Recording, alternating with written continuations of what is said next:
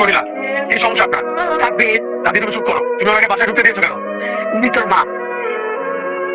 দেখেন আপনি কিন্তু এখন বাড়াবাড়ি করছেন। আপনি ফোন রাখেন, ফোন রাখেন আপনি। আবার কি? নিজের মাকে এতটা বাজে ভাবে ঠিক হচ্ছে না। এই আপনি আবারও স্টুপিডের মতো কথা বলছেন। আপনি কি কখনো সত্যিটা জানার চেষ্টা করেছেন কেন আপনার মাইতে করেছেন? আমরা সবসময় সাদা চোখে যা দেখি তা সত্য নাও হতে পারে। মন আর আবেগ দিয়ে হয়, মাথা খাটিয়ে চিন্তা করুন। এটা আমার রিকোয়েস্ট, বা জানার চেষ্টা করেন আসল সত্যিটা কি। প্লিজ প্লিজ প্লিজ কিছু বলবে? সত্যি করে একটা কথা বলবা, এই মানুষটা আমাকে জন্ম দিয়েছে, সেই মানুষটা কিভাবে পারলো আমাকে ফেলে আরেকটা বিয়ে করে চলে যেতে?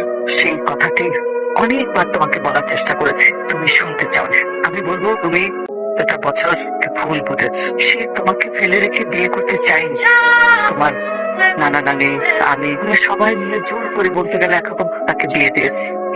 সে বিয়ে করেছি একটা শর্ত দিয়ে, সেটা হলো সে বিয়ের পরে মা হবে না।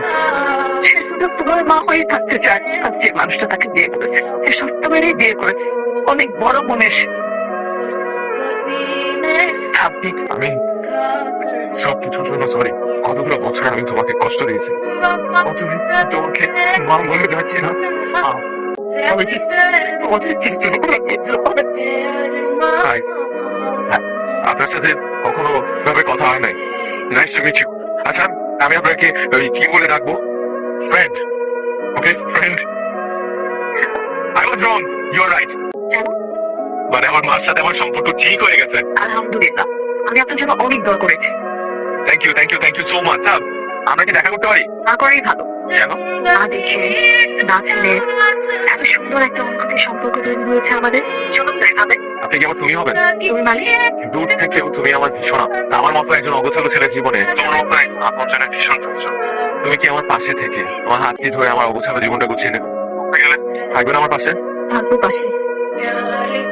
মনে দেওয়ার একটু খবর নেই, বলা যাবে না। বল না বল না। সাফরি আমাকে বলেছে দেখা করতে, কিন্তু আমি ওকে বলে দিয়েছি আপাতত কোনো দেখা। কেন?